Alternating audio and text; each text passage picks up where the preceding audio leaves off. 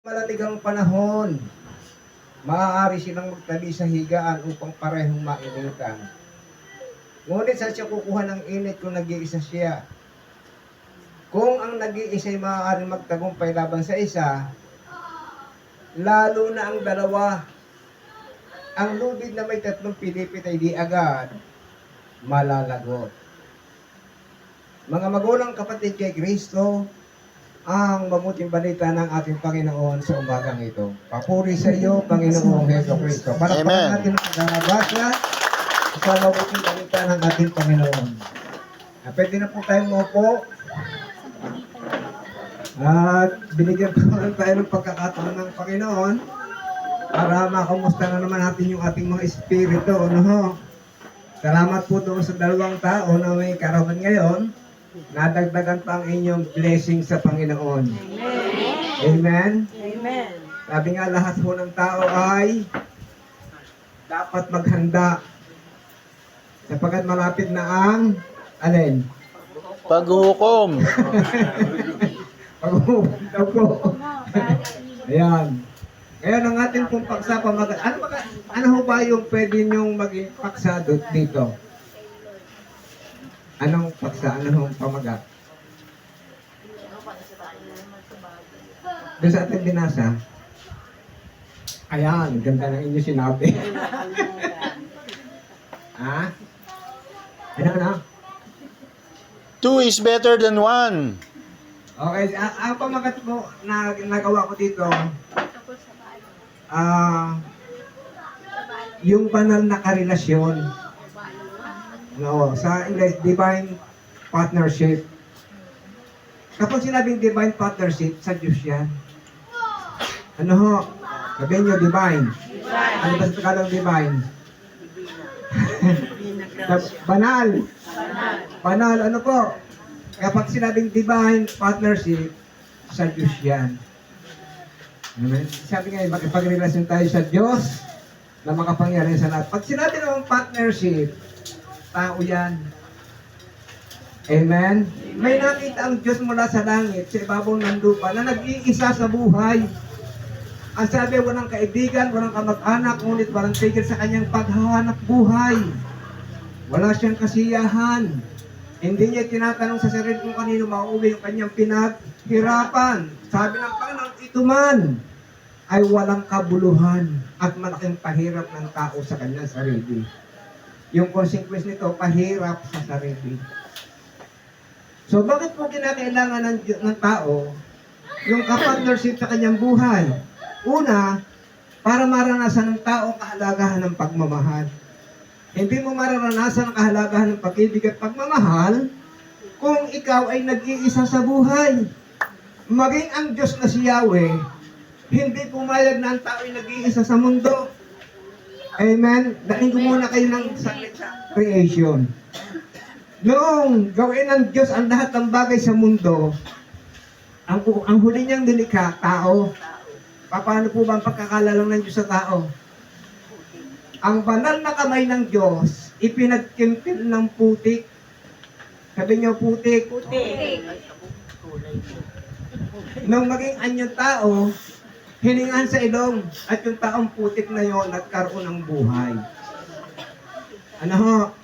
Hindi ho galing sa hayop ang tao. Ang tao galing sa putik. May sabi nga sa alabo ka nang galing, sa alabo, babalik ka rin. Kaya doon tayo galing. Amen? Nung maging tao, anong ginawa ni Yahweh? Inilagay ng Diyos ang tao sa halamanan ng Eden na kung saan sa piling ng mga hayop. Pagkaraan ng ilang araw, nakita ng Diyos ang tao ay malungkot. Ang sabi ni Yahweh, hindi angkop na ang kasama ng tao sa kanyang buhay ay ang mga hayop. Bibigyan ko ang tao ng angkop na makakasama sa kanyang buhay. At ang tama't pinakangkop na kasama ng tao sa kanyang buhay ay pag-ibig. Sabihin nyo, love. Sabihin nyo, Brother Haring. I love you. We love you. Sabi nga yung pagmamahal na parang kapatid.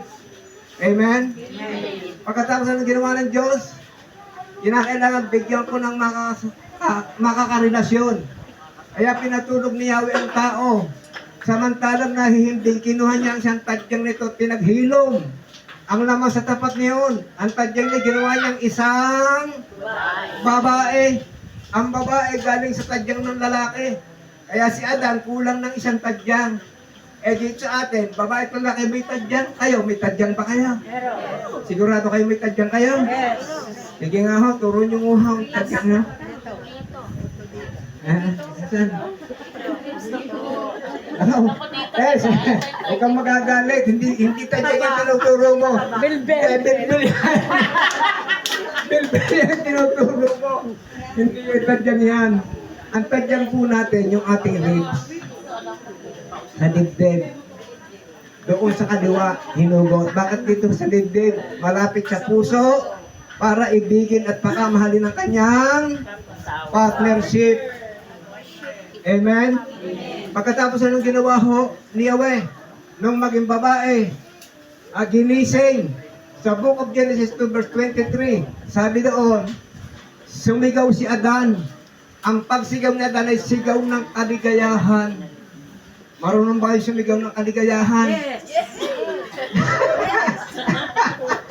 Ang ganda. Ang Tagumpay! ganda ng galing. Aba, meron ng yes na eh, meron pang ganyan eh. Pero hindi pa maganda yun. Ang maganda yung isinigaw ni Adan.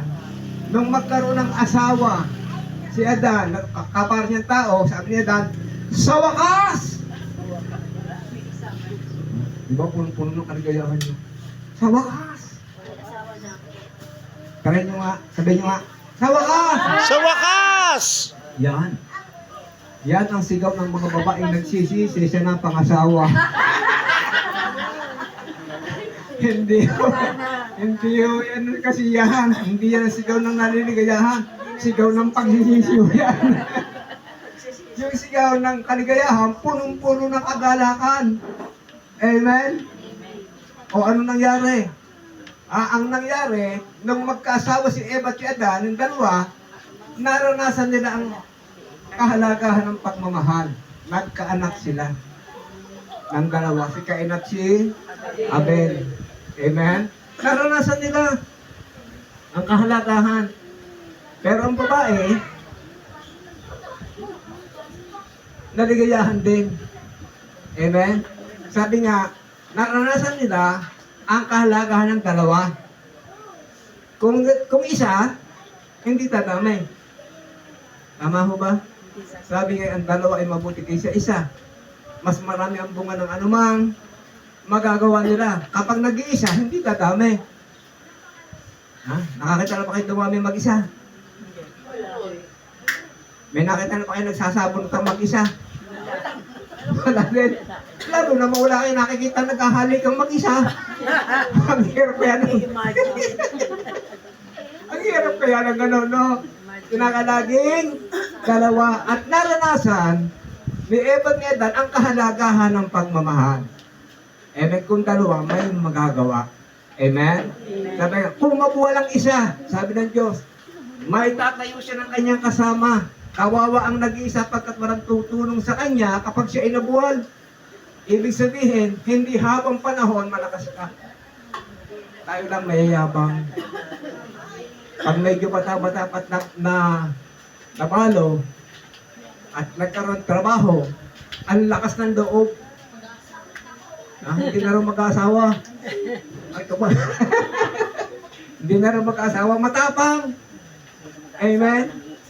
Sa pormero, kaya ng tao. Pero yabang lang ho yun. Hindi ho totoo yun. Ang pinakamaganda, kung ikaw ay bata pa, mas asawa ka ulit. At teka muna, huwag muna kayo magalit ka. Huwag muna kayo umirat sa akin. Galit na agad yung mga balo eh. Meron naman hong pinahinturutan ng Diyos na mag-asawa. Pero may limitasyon ho yung edad na pwedeng mag-asawa at hindi na pwedeng mag-asawa. Sabi ho ng Biblia sa 1 Corinthians 7 verse 39, ang babae nakatali sa kanyang asawa habang nabubuhay.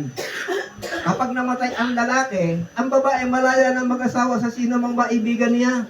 Ngunit, sabi ng Diyos, sa isang mananampalataya. Ha? Eh bakit mo naman gugustuhin hindi mo pala type?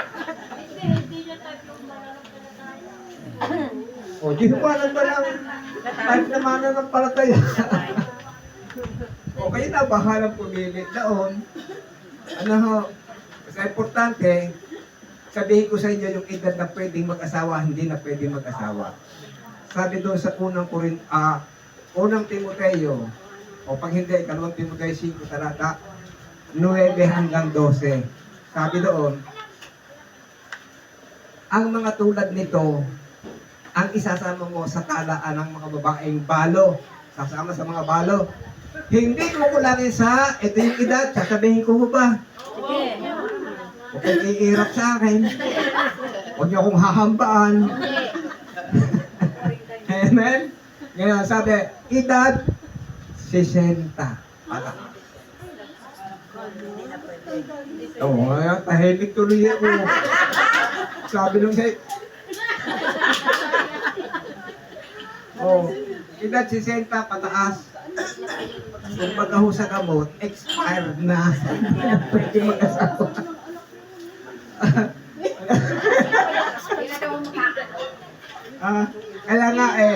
Kaya nga hindi na daw magkakanak yung edad 60, isasama sa talaan ng mga babaeng balo. Hindi na kukulangin sa 6 na po. O ngayon, kung kayo ay mayroong pampagkakataong mag-asawa, kahit do 59, may isang taon pa para humeret. Amen. So ngayon, sabi naman ng Panginoon, yun daw hong tao na kumpleto ang buhay, masaya, yung may partnership. Naranasan ko yan eh. Nung ako ho'y magkasakit siya ng pandemya, wala akong pang-amoy. Walang panlasa pagkain ko. Walang tinatanggap na pagkain ang katawan ko. Sabi ko, COVID na yata ako. Ay nag-iisa ako sa bahay. Ang hirap. Doon ko naranasan na hindi pala dapat nag-iisa. Kailangan may kasama. Walang magdala sa akin ng pagkain. Sabi ko, parang nasa punto ako ng COVID. Lagnat na lagnat ako. Hindi makakain. Talagang ang isip ko iba na. Sabi ko ang isip ko pinabalik kong gano'n.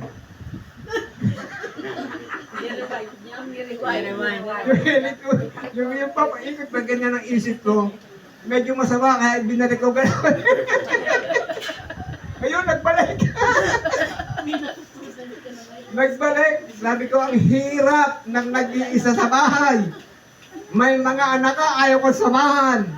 Sabi ko, pag pala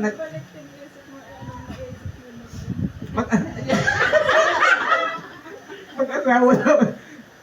Yung isip ko, itinagay ko sa sarili ko na kaya ito ng Diyos. Amen? Sabi nga, kung hindi kaya ng doktor, hindi kaya ng gamot, hindi kaya ng medisina, kaya ng Diyos yan. Amen. Sabi nga ng Panginoon, yung daw hulubig na may 3 pilipit, hindi malalagot. Bakit ito hindi malalagot? Matibay. Matibay. Anong ibig sabihin ng matibay?